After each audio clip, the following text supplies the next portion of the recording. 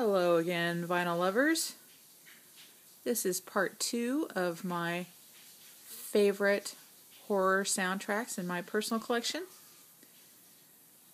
First up, we've got Carrie, classic 70s Stephen King story. Great soundtrack by Pino Donaggio, one of my favorite composers. What I like about Pino is he does soundtracks that are most unlikely. Being an Italian composer, he's always in these soundtracks you would not think.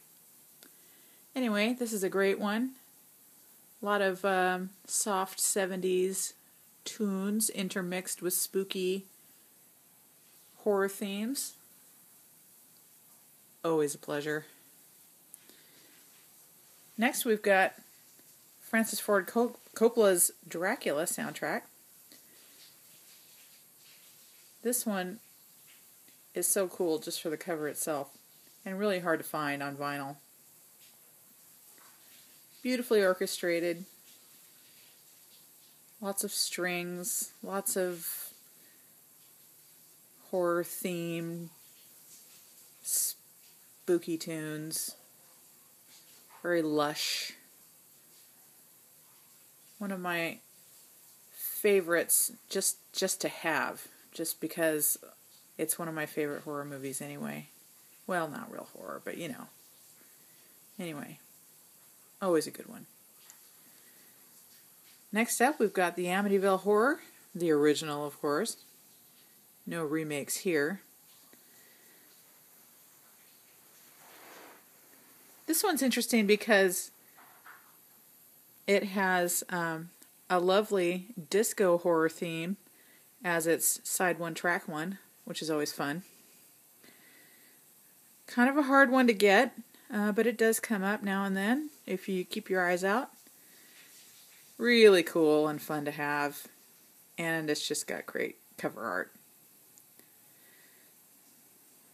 Next up, we got Tales from the Dark Side, which I have never ever seen on vinyl anywhere else. I happened upon it one day and snatched that baby up faster than you can say boo.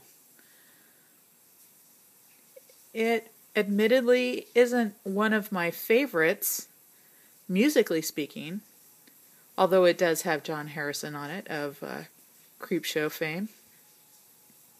But I just, again, love to have it. I love looking at it. It's got great cover art. Look at that spooky demon.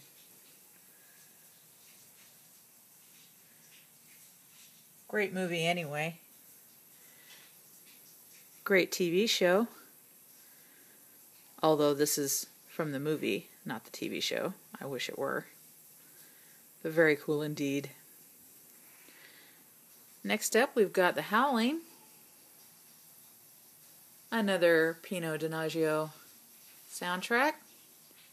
And I don't care what Joe Dante says. I love his music in it. Again, not a movie you would think he would do. But I love it. Again, great cover art. This one doesn't come around very often either. So snatch it up if you can find it. On the Veriz Saraband label, which puts out all the good ones. Really good. Next up, we've got A Nightmare on Elm Street Part 5, Dream Child. This one has such great cover art too. Look at that eyeball. Oh yeah, gotta love Freddy. This one's good because it's got a hilarious mix of unlikely music. Little heavy metal, little hip-hop, Bruce Dickinson, Samantha Fox, you know, it's all good. Kind of a rare one to find, as all the Nightmare on Elm Street records are. But this one is especially hilarious. Not much incidental music on here, mostly pop, rap, rock songs. It's all good. Finally, we have the Power soundtrack, which isn't as much a horror soundtrack as it is a psychological thriller, which I have not actually seen. But anytime I find a Christopher Young soundtrack that I don't have, I pick it up because he is really good. In part 1, you'll remember I mentioned he is the master of mood.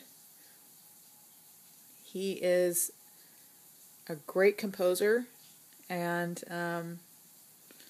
this is a great album. I just love putting it on when I want to hear something spooky, and you don't have to think about it. Just put it on. It's got a cool cover too. It's all good. Gotta love it. So, there you have it. The latest installment in my... Oops. Sorry. My camera work leaves a lot to be desired. Some of these are a little easier to find than others. Not quite as a rare batch as my first installment, but no less cool. Again, if you'd like to read more about my vinyl shenanigans, you can check out my blog, which is Rare Vinyl and Just Cool Records.blogspot.com.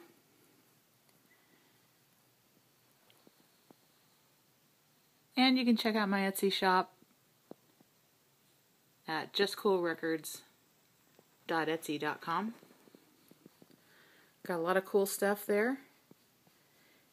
And if you find something you like, make sure you pick up the coupon code on my blog, which will give you a little extra discount for checking me out. That's it for today's installment, and I'll be doing more video posts here very soon. Feel free to leave comments with your favorites, or if you're looking for any of your favorites. I love a challenge.